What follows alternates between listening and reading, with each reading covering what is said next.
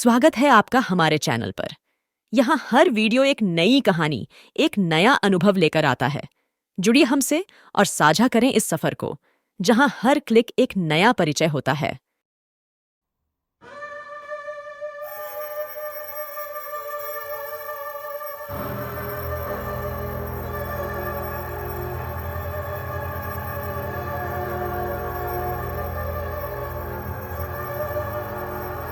सही में कुछ शक्तियाँ उसमें थी। क्या वो जादूगर था? वो ये दुनिया को नष्ट करने वाला था?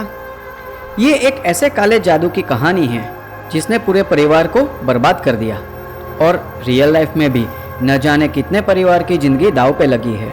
भारत एक ऐसा देश है जहाँ पे आप भरोसा करो या ना करो, लेकिन लोग आपको अपने शिकंजे में लेके ही जाते हैं। यहाँ पे किसी की भी कभी ना कभी अंधविश्वास के कारण बलि चढ़ जाती है, और इस बात का शिकार बना है गुजरात में रहने वाला मोहन त्रिपाठी।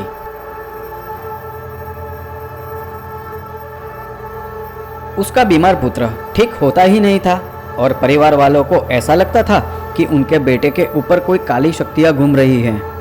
वो लोग उनके बेटे को लेके एक कबीला के पास गए जहाँ पे काले जादू से कुछ भी हो सकता था, लेकिन वहाँ पे जो घटित हुआ वो सुनकर आपके होश उड़ जाएंगे। कबीला के सरदार का नाम पार्वती था। वहाँ पे उनके साथियों ने ऐसी काले जादू की जाल बिछाई थी जहाँ से मोहन, उनकी पत्नी और उनका 10 साल का बेटा उसमें से बाहर ही नहीं आ पाए। मोहन अभी तो अपने पुत्र को लेके कबीला में पहुँचे ही थे कि वहाँ पे हाजिर सभी ने मोहन को जादूगर कह के उसको घेर लिया।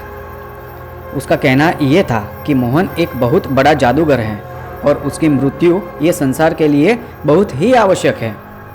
पार्वती ने अपने कबीला के आदमियों को आदेश दिया कि वो मोहन को मार दे। वो लोग ने मोहन को घेर लिया और उनके पास नृत्य करने लगे। किसी के हाथ में त्रिशूल था तो किसी के हाथ में तेज धार वाली तलवार। उसमें से एक आदमी सामने आया और मोहन के हाथ काट दिए। मोहन बहुत चीखा चिल्लाया, बार बार कहता रहा कि मैं जादूगर नहीं हूँ, लेकिन उनकी चीखें उन लोगों के गाने में और हंसने में दब गई। मोहन को जादूगर कहने के बाद पार्वती ने अपने लोगों से ऐसा कहा कि इसकी सारी शक्तियाँ उसके हाथ में हैं, इसलिए कुछ भी समझे बिना मोहन के हाथ काट दिए।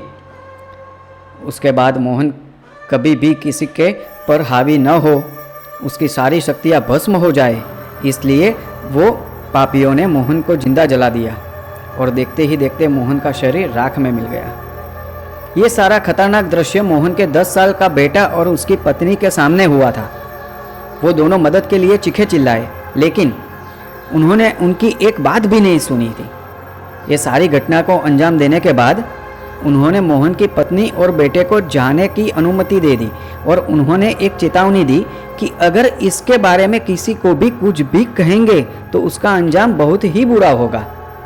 अपने पति की मौत और पूरे परिवार को खत्म होता देख सुषमा पूरी रात पुलिस स्टेशन के चक्कर काटती रही। माँ पुत्र ने सारी बातें पुलिस को बताई कि किस तरीके से वो पापियों ने उनके पति को जिंदा जला दिया। फिलहाल पापियों की पूरी जमात और उनके सरदार पार्वती सहित पुलिस ने सबकी धड़ पकड़ तो कर ली, और सुनने में आया है कि बहुत जल्द उन लोगों को मौत की सज़ा होगी। कानून इस घटना को किस तरीके से अंजाम देगी वो तो समय ही बताएगा। लेकिन इस घटना ने एक बहुत ही अच्छा सवाल खड़ा कर दिया है कि क्या सही में भारत में काला जादू होता है, और अगर होता भी है तो किस वजह से होता है? ऐसे ही हर रोज़ कोई निर्दोष की बलि चढ़ेगी? बहुत सारे सवाल हैं, लेकिन जवाब ढूंढना बहुत ही मुश्किल है।